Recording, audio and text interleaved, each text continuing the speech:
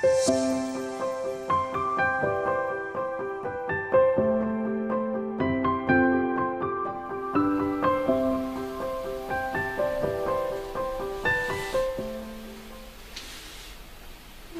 bienvenue sur ma chaîne. Aujourd'hui je vais vous parler, je vais faire une vidéo sur mes 3 indispensables cuisine, mes 3 robots indispensables dans ma cuisine. Les robots qui arriveraient à me lâcher, à tomber en panne, je rachèterai d'office dans la journée ou dans la semaine qui suit parce que je ne pourrais pas m'en passer. J'ai dû faire un choix hein, parce qu'il y a des robots, j'en ai pas mal, enfin voilà, étant une passionnée de cuisine, j'ai beaucoup de robots et j'en ai testé. Mais ceux-là, franchement, c'est mes indispensables. Voilà. Le premier robot que je vais vous parler, c'est mon KitchenAid. Alors, mon KitchenAid, chérie me l'a acheté il y a une dizaine d'années pratiquement, oui, je pense, pour mon anniversaire. En fait, ma machine à pain venait de me lâcher et je voulais plus m'orienter vers une machine à pain. J'étais pas complètement satisfaite de la machine à pain. Alors je dis pas, hein, c'est très bien. Hein. Vous êtes beaucoup à me demander pourquoi tu n'achètes pas de machine à pain, pourquoi tu n'as pas de machine à pain. C'est parce qu'en fait j'en ai déjà eu une et que j'en étais pas satisfaite. Déjà de 1, je trouve qu'on est très limité dans la forme, le pain carré, voilà. Bon, après c'est qu'une forme, hein. Mais quand on laisse le pain dedans, la croûte est complètement différente que quand vous faites un pain cuit au four. Ça ressemble plus à un pain de mie en fait quand on fait un pain carré et nous on n'est pas... enfin voilà, on n'aime pas trop le pain de mie pour faire des sandwichs, c'est très bien, mais pour manger tous les jours, on préfère un pain avec une belle croûte. Et ensuite, après, j'ai commencé à faire du pain au levain et la machine à pain n'était pas du tout adaptée pour faire du pain au levain. Parce que le temps de pousse est beaucoup plus important dans un pain au levain que dans un pain à la levure. Mais bon, ça, c'est toute une autre discussion. Hein. Donc, du coup, je voulais un robot qui soit polyvalent et qui puisse être bien costaud pour surtout me servir dans ma boulange et dans le pétrin. Et je voulais un bon pétrin. Donc du coup on s'est orienté vers le KitchenAid parce que c'était un qu'on parlait le plus à ce moment-là en fait. Et franchement je n'en regrette pas, c'est un investissement, certes, hein, parce que voilà il est quand même d'un prix... je crois qu'à ce moment-là, il devait faire 400 € déjà. Je sais pas combien ils font maintenant, mais voilà, ça doit être à peu près encore dans ces prix-là. Et c'est un investissement, mais franchement, on le regrette pas. C'est vraiment le robot super costaud, super solide. Comme je vous dis, nous, ça fait 10 ans qu'on l'a. Il est tombé qu'une seule fois en panne. Et encore, chéri a su le réparer lui-même en commandant une pièce sur Amazon. Et quand il a démonté, en fait, on s'est vraiment rendu compte qu'à l'intérieur, c'était que du métal. Donc c'est vraiment, il n'y a pas de pièces en plastique, il n'y a rien qui peut casser ou s'user. Enfin voilà, ou c'est de l'usure due au temps en fait. Mais bon là je vous dis, il a été rentabilisé hein, depuis qu'on l'a. Donc du coup c'est vraiment le robot qui est polyvalent pour la boulange, pour les préparations sucrées, pour la préparation salée, pour tout ce qui est pâtisserie et tout. C'est vraiment le robot à avoir, enfin le style de robot à avoir quand vous faites beaucoup de boulange et beaucoup de pâtisserie. Il est livré donc avec le bol, 3 fouets, donc un fouet, 3 fouets. Non, il y a un fouet mais 2 autres ustensiles en fait. Donc il y a un fouet pour monter les blancs en neige ou les préparations qui doit être plus aérienne et beaucoup plus liquide. On a ensuite le crochet pétrin comme ça, donc pour tout ce qui est pâte un peu plus solide et tout ce qui est boulange en fait. Les pâtes à brioche, les pâtes à pain, voilà. Et ensuite on a la feuille.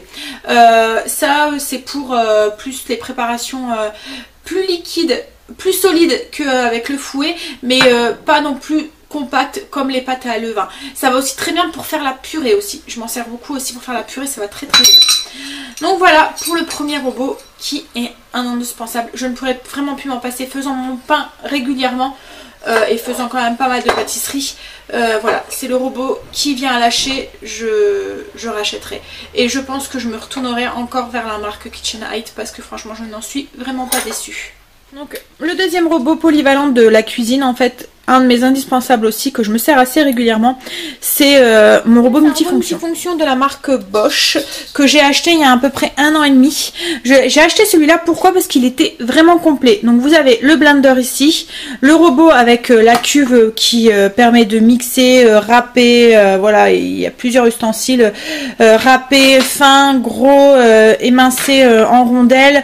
Il y a un truc pour monter les blancs en neige, il y a quelque chose pour, enfin comme une hélice mais en plastique qui ne coupe pas, donc c'est parfait aussi pour hacher. Par exemple vous avez un morceau de blanc de poulet que vous voulez émietter sans complètement le hacher, le réduire en purée, ben voilà, c'est l'ustensile qu'il faut utiliser. Et ensuite vous avez l'hélice comme ça, donc là qui hache et qui coupe. et il est équipé aussi d'un petit blender comme ça. Donc parfait pour tout ce qui est en fait c'est pour le café, pour les grains de café. Bon moi je l'utilise pas pour ça, mais pour faire mes mélanges d'épices, pour faire mes vinaigrettes, enfin voilà, tout ce genre de petites préparations, ça va très bien. Donc en fait vous enlevez tout se met sur la même base, donc vous enlevez ça et vous pouvez mettre donc soit le blender ici ou soit le petit robot. Voilà, donc ça s'enlève tout le temps par en dessous. Là c'est pareil, tout s'enlève par en dessous et ils vont très très bien. Et voilà, comme je vous dis, c'est le robot polyvalent pour râper les carottes, pour faire plein de choses avec. Sa multifonction, il est vraiment très bien. Alors moi je me suis orientée sur celui-là parce que c'était celui qui avait le plus d'ustensiles en un seul. J'avais le blender, le petit robot qui est super pratique pour mixer et faire des petites préparations, et puis qui avec les hélices, enfin voilà, il pouvait tout faire. Le seul truc c'est qu'il ne fait pas, contrairement à certains autres, tout ce qui est jus et tout. Mais bon, moi j'en avais pas l'utilité. Donc c'est un robot que j'ai acheté en promotion à Carrefour. Je crois qu'il fait une centaine d'euros, mais moi je l'avais payé 70 € parce qu'il y avait une réduc dessus. Donc voilà, c'est pas très cher je trouve pour un robot et il est quand même assez bien solide et tout. Je vous dis, ça fait au moins 1 an et demi et que je l'ai et je m'en sers régulièrement. Et voilà mon petit chouchou, celui qui est vraiment aussi indispensable, qui me sert plusieurs fois par jour et que voilà, c'est mon Cookéo. Voilà. Alors le Cookéo, on a mûrement réfléchi avant de l'acheter. Avant de se lancer dans l'achat, on s'est dit, est-ce que ça vaut vraiment le coup? Est-ce que... Voilà. Est-ce que ça vaut le coup d'investir dedans? J'avais une cocotte minute que je me servais nullement. Elle restait dans l'armoire, je ne m'en servais jamais. J'avais aussi investi, parce que des robots, comme beaucoup de passionnés de cuisine, on en achète un. Dès qu'il y en a un, on se demande, puis on en a envie, de l'acheter. J'avais même acheté un pseudo Dailimix, voilà, c'était pas la marque Dailimix, mais c'était une marque en dessous. Et pareil, j'avais été... c'était bien, hein, mais pas adapté pour une famille nombreuse. Et donc j'ai été un petit peu déçue. Et en fait, quand il me servait plus pour mixer, chose que mon robot, mon Bosch fait. Donc du coup, voilà. Là, quand il est tombé en panne, parce que voilà, arrivé un moment, il est tombé en panne, je ne l'ai pas racheté et il ne m'a pas manqué. Voilà. Donc comme quoi, je vous dis, il y a des achats qu'on fait, des achats en plus des robots qui vont quand même assez cher. Et qui ne valent pas forcément le coup, qui sont peut-être pas adaptés à notre vie et à nos besoins en fait. Donc là le pseudo Dailimix n'était pas adapté à mes besoins. Par contre donc du coup, quand le Cookéo est sorti, le Cookéo ça fait 2 ans que je l'ai, donc je l'ai bien testé et je peux vous dire que il m'a servi. Donc je parle avec un recul et puis enfin suffisamment de recul pour en parler quoi en fait, pour vous dire ce que je ressens et ce que j'en pense vraiment. Donc du coup voilà, quand il est sorti, on s'est posé des questions, je me suis dit ah c'est peut-être encore un robot qui va rester dans mon armoire, ça vaut pas le coup. On y a réfléchi et puis comme je vous disais, j'avais une cocotte minute qui me servait pas parce qu'en fait le Cookéo c'est un peu comme une cocotte minute, hein. Le seul truc c'est qu'il est électrique. Et puis ben voilà, on s'est quand même laissé tenter et on ne le regrette nullement. C'est vraiment... Voilà, un indispensable je trouve dans une cuisine. Je sais que quand j'en parle, les gens sont tentés. C'est pas que je veux vous faire tenter, vous faire acheter quoi que ce soit, hein. Mais voilà, franchement, je trouve que quand on est mère de famille, déjà au niveau de la cuve, c'est une cuve qui est conséquente. Nous on est 5 à la maison et des bons mangeurs, hein. Et ben la cuve est assez conséquente pour nous tous. Et puis c'est pratique, le fait qu'on peut le programmer, qu'il s'arrête tout seul, que... vous partez à l'école chercher les enfants, ou vous avez une réunion ou quoi que ce soit, vous mettez tout dedans, vous programmez la cuisson, vous rentrez, tout est cuit. Voilà. Le fait qu'on peut l'utiliser sans la surveillance, qui va tout seul, enfin qui cuit tout seul, c'est vraiment pratique. C'est vraiment le truc qui le rend pratique et indispensable dans une cuisine. C'est le fait qu'on peut programmer sa cuisson, qu'il est rapide parce qu'il va très vite à cuire, que voilà... C'est la cuisson est finie et vous êtes occupé avec le bain du petit, au téléphone ou dans les devoirs, vous n'avez pas besoin de tout de suite vite aller dans la cuisine pour l'éteindre. Non, il se met en position préchauffage et enfin maintien au chaud et voilà. Et pas besoin de courir pour pouvoir l'arrêter. Il n'y a pas de danger que ça brûle, il n'y a pas de danger quoi que ce soit. Donc du coup voilà, vous pouvez, enfin vous vous en rendez compte, hein, c'est un de mes chouchous que je pourrais plus me passer. Alors du coup je vais profiter de cette vidéo en fait pour vous en parler un peu plus en profondeur, parce que moi quand j'ai cherché à l'acheter, j'ai cherché à regarder pour avoir des vidéos et voir un petit peu, et il y en avait mais pas tant que ça, quoi, en fait. Ça rentrait pas vraiment dans l'essentiel, dans l'intérieur du Cookéo. Donc là, du coup, on va en profiter ensemble et on va vous en parler un peu plus. Voilà, le Cookéo, c'est, comme je vous ai dit, une grosse marmite. À l'intérieur, il y a une cuve en Tefal. Alors, ils disent qu'elle passe au lave-vaisselle. Moi, je le passe pas parce que, voilà, c'est du Tefal et j'ai peur que ça l'enlève, en fait. Déjà là, ça fait 2 ans que je l'ai et à la force, voilà, hein, comme n'importe quoi, ça commence à s'user. Bon, après, ça se vend à part, hein, et là, je crois que je vais investir dans une deuxième cuve parce que c'est pratique en fait, et il y a des moments je fais cuire 2 choses en même, enfin deux cuissons dans le Cookéo et je suis obligée de laver ma cuve, mettre dans un plat pour pouvoir relancer une cuisson. Là ça me permettra d'avoir 2 cuissons différentes. Donc voilà, c'est une grosse cocotte minute avec donc une soupape ici, un clapet ici pour ouvrir et fermer et une sécurité en fait. On n'a pas le droit de l'ouvrir tant qu'il est en cuisson et quand il est sous pression. Il est livré bien sûr avec un panier vapeur pour faire cuire tout ce qui est vapeur. Donc quand vous l'allumez, déjà quand vous allumez votre Cookéo, vous avez un menu qui se met, donc ingrédients, recettes, manuels, favoris. Ceux que j'utilise le plus, c'est ingrédients et manuels. Donc voilà, alors comme je vous ai dit, vous avez plusieurs menus, donc ceux que j'utilise le plus c'est ingrédients et manuels. Celui que j'utilise le moins, c'est favori, je m'en suis jamais servi. Et recettes, voilà. Recettes, en fait le favori c'est pour mettre en favori les recettes qui sont déjà intégrées dans le Cookéo. Donc comme j'utilise pas les recettes, j'utilise pas le favori. Pourquoi j'utilise pas les recettes qui sont à l'intérieur? Parce qu'en fait j'ai adapté mes propres recettes au Cookéo. Et étant déjà entre guillemets cuisinière, je n'avais pas besoin d'être aiguillée dans mes préparations en fait. Après c'est très pratique pour celui qui ne sait pas trop cuisiner, qui débute en cuisine et tout. Il y a juste à suivre les ingrédients. Je vous montrerai après comment fonctionne une recette qui est déjà à l'intérieur. On va déjà partir dans le premier, donc ingrédients. Donc quand vous appuyez sur ingrédients, il y a un autre menu qui se met. Et là vous avez le petit OK là qui sert de roulette et qui fait défiler le menu. Donc du coup hop, donc je vais, hop, ingrédients, vous avez viande, poisson, coquillage et crustacés, légumes et fruits, riz et céréales, viande. Donc on revient sur viande. Donc viande, dans viande, vous avez toutes les sortes de viande, agneau, bœuf, lapin, porc, veau, volaille. Pareil donc pour les crustacés, crevettes, gambas, moules, poissons Saint-Jacques. Voilà, donc vous avez compris le système. À chaque fois il y a une ribambelle de petits d'ingrédients en fait et qui vous permet de l'utiliser quand vous voulez faire cuire un ingrédient tout seul. Par exemple, si mettons j'ai une recette à base de bœuf, donc là je vais aller dans le bœuf, il va me dire est-ce que c'est un rôti, est-ce que c'est des morceaux, est-ce que c'est en petits morceaux, est-ce que c'est un morceau avec des os. Donc du coup si mettons c'est comme une carbonade, je vais dans mon morceau et là il me demande la quantité que j'ai. Donc si j'ai fait 600 g de viande, je mets 600 g et il va me demander si je veux commencer la recette. Donc je vais dire oui, il va le mettre en préchauffage et je vais pouvoir faire dorer ma viande. Une fois qu'elle sera dorée, est-ce que je veux arrêter de dorer? Je vais mettre oui. Il va me dire de couvrir les ingrédients d'eau.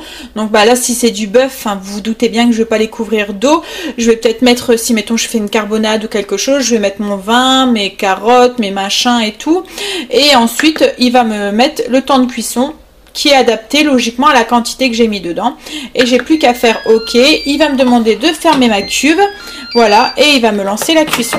Donc maintenant, voilà. Si je vais dans le menu poisson, ça va me faire exactement la même chose que viande. Il va me demander de choisir. Si c'est des moules, je choisis du coup ma quantité. Je veux démarrer la recette. Il me dit de couvrir les ingrédients d'eau. Une fois que c'est fait, il me met le temps de cuisson adapté. Et il va me demander de fermer du coup la cuve et de lancer ma cuisson. Une fois que la cuisson est terminée, il y a une petite sonnerie qui se met en route et qui me dit que c'est terminé. Et il se met tout de suite en position maintien au chaud. Pour les légumes, donc c'est un peu la même chose, je choisis les légumes, mettons si c'est du brocoli, je dis la quantité, il me demande si je veux commencer, donc là il me dit de verser 200 ml d'eau dans le faitout, de déposer dans les ingrédients dans le panier et de placer le panier vapeur, et voilà, et il va me donner la cuisson et de fermer le Cookéo, donc là ce qui est fait. Et il va partir, donc il va me demander si c'est en cuisson immédiate ou cuisson différée. Ça, il le fait aussi avec les autres. Hein. Donc, c'est à vous de choisir si vous voulez commencer maintenant ou recommencer plus tard. Donc cuisson immédiate, comme vous devez vous douter, il va commencer la cuisson maintenant. Si je veux faire en départ différé, il me demande quelle heure il est. Donc là il est midi 14 et il me demande quand est-ce que je veux que ça soit fini. Et c'est lui qui va s'occuper du coup de la cuisson et de lancer la cuisson. Ensuite j'ai le menu riz et céréales. Donc ça c'est comme les autres, hein. Je choisis l'ingrédient et ainsi de suite. Il va me demander ce que je rajoute, la quantité, etc., etc. Donc voilà au niveau de ce menu ici. Le menu manuel, hop, ça c'est aussi ça, ces deux-là, c'est ceux que j'utilise le plus, hein. Donc manuel, vous avez cuisson sous pression. Donc ça, c'est tout de suite sous pression. Mettons, vous avez des légumes à faire cuire, vous voulez tout de suite l'utiliser. Clac, vous mettez vos légumes dans le panier vapeur, vous mettez le temps de cuisson et puis voilà, il va vous demander départ immédiat, départ différé. À chaque fois, il va vous demander ça. Donc si vous voulez départ immédiat, vous mettez immédiatement.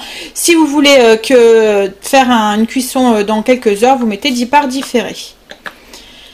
Donc la cuisson classique, donc là vous avez trois choses. Cuisson douce, mijoter, donc là c'est quand vous voulez, donc la cuisson est beaucoup plus longue, hein, il va cuire mais mijoter, voilà, hein, comme le nom le dit, et dorer. Donc là c'est pour faire dorer la viande ou pour faire partir quelque chose en ébullition. Et ensuite vous avez la position réchauffée. Mettons que vous avez fait un plat et vous voulez le réchauffer, donc vous pouvez mettre sur, vous l'avez fait la veille, vous voulez le faire réchauffer pour le jour même, vous le mettez sur position réchauffée, il vous demande de verrouiller et il part en préchauffage, en réchauffage. Et ensuite, vous avez la position maintien au chaud. Vous avez fini une cuisson, vous avez vérifié que c'était cuit, vous avez ouvert la cuve, vous pouvez faire maintien au chaud si, mettons, vous voulez manger dans une heure ou dans une demi-heure. Par exemple, le soir, vous avez fait votre cuisson à l'avance, vous voulez juste faire le maintien au chaud, et ben vous faites, hop, maintien au chaud et il va garder la préparation à l'intérieur au chaud.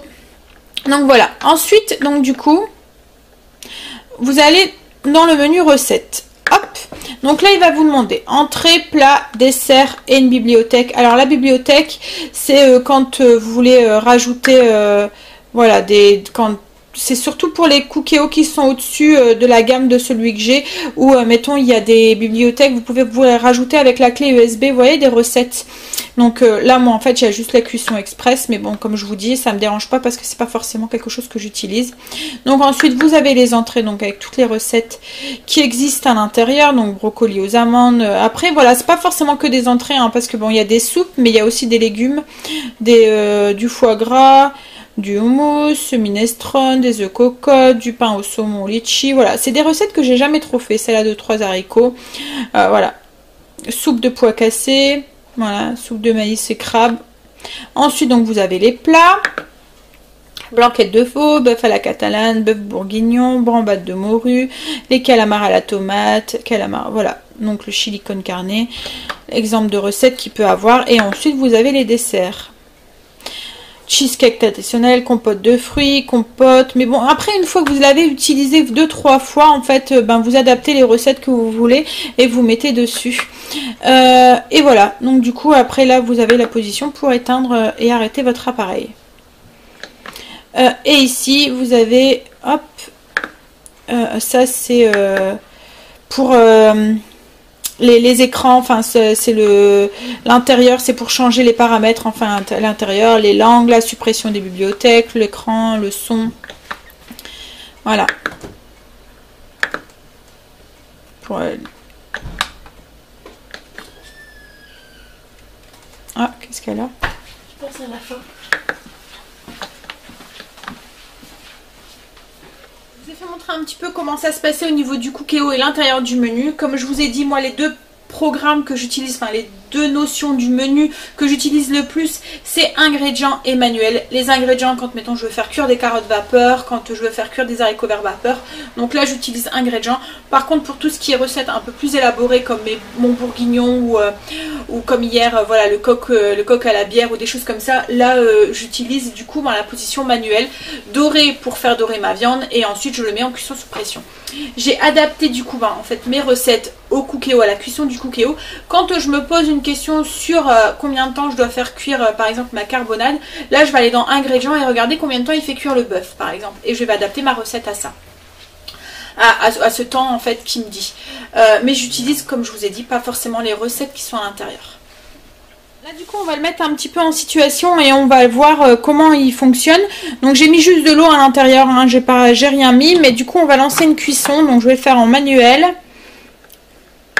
Et je vais le faire en cuisson sous pression. Je vais mettre juste 1 minute pour que vous puissiez voir. Et je vais le faire en cuisson immédiate. Voilà. Donc là il se met en préchauffage. Alors c'est la période la plus longue au niveau du cookéo. Parce que la période du préchauffage, enfin si je devrais mettre un petit point négatif sur le cookéo, c'est peut-être la période préchauffage qui est un peu longue. Mais bon après, je crois que c'est normal hein, il faut le temps qu'il monte en température.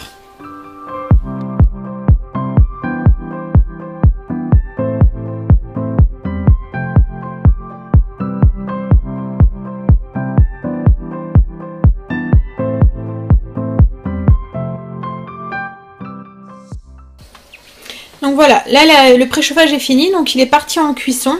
Alors vous voyez là il y a un petit truc rouge qui s'est allumé, en fait une petite lumière rouge qui s'est allumée et là il n'y a plus possibilité de l'ouvrir. On n'y arrive plus en fait. Donc il n'y a pas de danger, le fait que c'est sous pression, voilà. Donc là le temps est en décompte. Une fois qu'il aura fini sa cuisson, il va faire une petite musique en fait comme quoi qu'il est fini et il va se mettre en position maintien au chaud.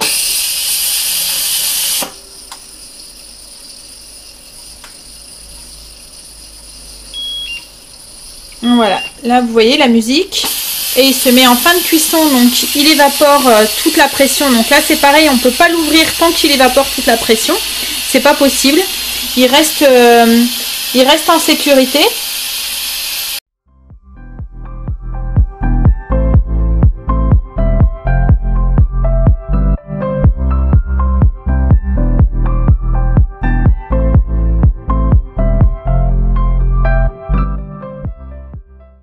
Voilà, là il est en fin de cuisson. Une fois qu'il aura complètement fini d'évaporer la vapeur qui est en train de s'évaporer ici là. Donc voilà, là il a fini d'évaporer toute la vapeur et il émet donc du coup le petit comme quoi que c'est bon, que c'est cuit, qu'on peut passer à table. Donc il dit bon appétit et il maintient au chaud. Donc vous voyez, il s'est mis tout seul en maintien au chaud. Donc si vous n'avez pas le temps de venir tout de suite pour arrêter la cuisson ou quoi que ce soit, il n'y a pas de danger que ça brûle. Il s'est juste mis en maintien au chaud. Donc vous pouvez le laisser comme ça une demi-heure, il n'y a pas de souci. Hein. Moi ça m'est déjà arrivé et il n'y a vraiment eu aucun souci, ça n'a jamais brûlé. Donc là maintenant, voilà. Le petit voyant clignote, vous voyez, il est plus en maintien rouge et je peux l'ouvrir du coup. Voilà. Donc c'est cuit. Et il me rappelle en fait de vider le petit réservoir qui est à l'arrière ici. En fait, vous voyez l'eau, la vapeur qui coule. Il y a un petit trou ici qui récupère l'eau et qui se met du coup dans le petit bac qu'on a ici et qu'il faut vider. Voilà. Donc ça s'enlève et ça se vide. Maintenant une cuisson programmée. Donc je prends en manuel, je vais sur cuisson préchauffage, je choisis le temps de cuisson, donc je mets 1 minute. Il me demande si c'est cuisson immédiate ou cuisson départ différé, donc départ différé. Là du coup, je vais le mettre, voilà, il me demande quelle heure il est, donc il est 49 et il me demande dans combien de temps je veux faire ma fin de cuisson. Alors je ne peux pas aller en dessous d'un certain temps parce que là il me compte le préchauffage et tout, donc je peux pas aller moins de 13,5. Mais par contre je peux lui dire voilà, tu commences ma fin de cuisson, je veux que ça soit prêt pour ce soir, donc 19 h. Donc là je vais juste mettre à une heure, voilà, je vais mettre hop. Donc il me demande de fermer. Hop là, et là vous voyez le temps qui va défiler, comme quoi qui va commencer ma cuisson dans autant de temps. Donc là, comme j'ai mis je voulais qu'il me commence ma cuisson, enfin que ma fin de cuisson était pour 13h07, il me met qu'il va commencer sa cuisson dans 2 minutes.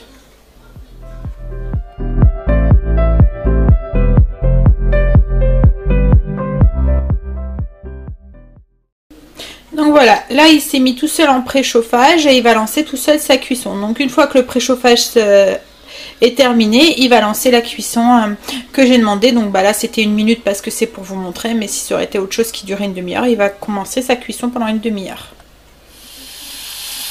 Voilà, là il est en fin de cuisson, donc comme tout à l'heure il évacue la vapeur et ensuite il va se mettre en position maintien au chaud, comme il a fait tout à l'heure avec l'autre cuisson. Donc c'est la même chose. Si vous n'êtes pas rentré de votre réunion ou que vous n'êtes pas là pour, vous n'avez pas le temps d'ouvrir tout de suite, il n'y a pas de danger que ça brûle. Le Cookéo va garder juste l'intérieur à bonne température.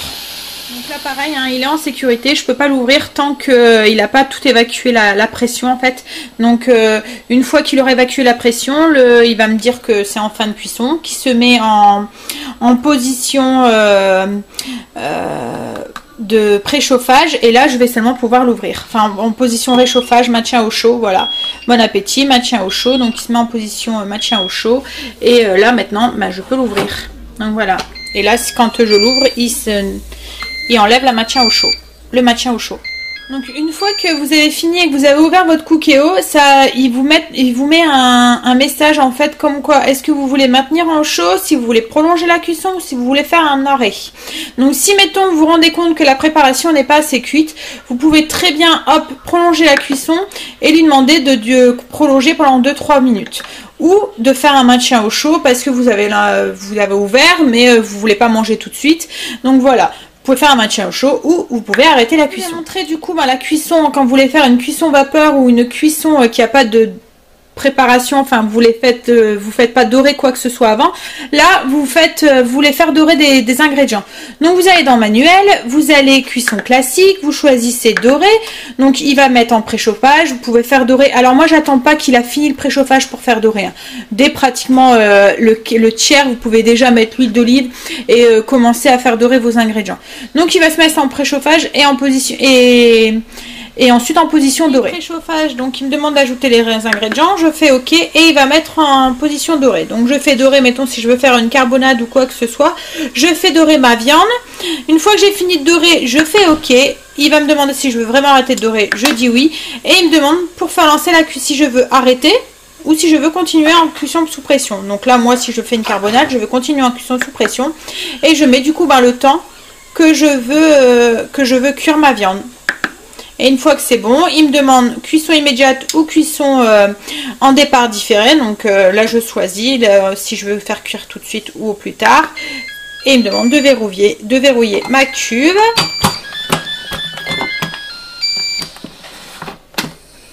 Et là, du coup, il repart en préchauffage pour pouvoir lancer la cuisson sous pression. Donc du coup, là, le préchauffage est fini. Donc il me lance en cuisson sous pression. Et comme tout à l'heure, une fois que la cuisson sera finie, il va me prévenir avec une petite musique et il va se mettre en position maintien au chaud jusqu'à ce que j'ouvre le Cookéo. Dernier point au niveau du Cookéo, c'est le nettoyage. Alors la cuve passe logiquement au lave-vaisselle. Moi je la mets pas, comme je vous ai dit, c'est du téflon, donc j'ai peur que ça s'abîme, mais logiquement on peut le passer au lave-vaisselle. Ensuite, ici, ça là qui s'enlève, vous pouvez enlever et nettoyer. Et au niveau de la cuve, donc il n'y a rien à nettoyer, enfin vous pouvez juste donner un petit coup comme ça autour quand vous l'utilisez et un petit coup à l'intérieur, mais il faut surtout pas mettre d'eau parce qu'il y a la résistance dans le fond ici, voilà, qu'il faut pas, faut pas abîmer. Et ensuite ici là ça se dévisse, ça s'enlève, ici vous pouvez tout enlever aussi et voilà. Donc là ici ça vous pouvez le nettoyer avec un petit chiffon, un petit torchon. Du coup voilà, donc ça c'est la petite vis que j'ai enlevée. Là vous avez ça, on donne un petit quart de tour et on sait l'enlever aussi et le nettoyer s'il faut. Là c'est pareil. Et ensuite vous avez de l'autre côté, ici là, il y a un petit, vous voyez un petit cadenas. Je sais pas si vous pouvez voir, je vais essayer de vous rapprocher. Voilà, ici là, il y a un petit cadenas, donc vous pouvez le tourner pour dévisser et enlever la boule et tout nettoyer aussi à l'intérieur et tout. Voilà. Et ensuite, il n'y a plus qu'à remonter. Donc, on remet la boule. On met, hop, le petit truc là sur le cadenas ouvert. Hop, sur le cadenas fermé. C'est remis. Là, vous pouvez remettre ici. Donc là, c'est la même chose. On pose un peu en biais. On appuie et ça se reclipse tout seul. Et ensuite, après, il n'y a plus qu'à remettre et à revisser. Et voilà, c'est fait. Et le Cookéo est propre. Voilà, comme vous pouvez le voir au cours des recettes que je vous propose, au cours des différents vlogs et tout, le Cookéo c'est vraiment un de mes indispensables. Je m'en sers vraiment tout le temps, tous les jours. Je fais pratiquement que mes cuissons avec. Ça m'arrive encore d'utiliser ma plaque, hein, bien sûr. Hein, mais voilà, principalement c'est avec le Cookéo que je le fais. En plus je le trouve très il est très sécurisant comme appareil. Je peux faire demander à mes ados de l'utiliser, ça m'arrive où je suis en déplacement ou où je suis pas à la maison et je voudrais qu'ils me lancent mettons la cuisson des pommes de terre, et ben en fait voilà, ils savent le faire, il y a juste à appuyer sur un bouton, ils vont dans le menu légumes, pommes de terre, ils disent combien il y en a dedans et puis le Cookéo le lance tout seul. Donc puis comme il a cette sécurité, donc on peut pas l'ouvrir, il n'y a pas de danger qu'il y ait un accident, il n'y a pas de danger que ça brûle, il s'arrête tout seul. Enfin voilà, vous connaissez les ados, hein, je suppose que si vous en avez à la maison, vous savez comment c'est un peu tête en l'air et tout, et là il n'y a pas de danger que ça brûle, il n'y a rien du tout. Comme je vous dis, le Cookéo aussi, il viendrait à me lâcher, à tomber en panne ou quoi que ce soit, je crois que vraiment enfin voilà, je le rachète d'office quoi en fait. Et je pense qu'il y a beaucoup de personnes qui l'ont et qui pourraient vous dire la même chose, que ça devient vite un indispensable dans la cuisine. Voilà, je pense avoir fait le tour donc du coup de mes 3 robots indispensables dans ma cuisine. J'ai essayé de rentrer un peu plus dans les détails au niveau du Cookéo et de vous en parler un peu plus. Si vous avez des questions, n'hésitez pas en barre d'infos, j'y répondrai avec plaisir. Et puis du coup moi je vous dis à la prochaine dans une prochaine vidéo. Bye, bisous.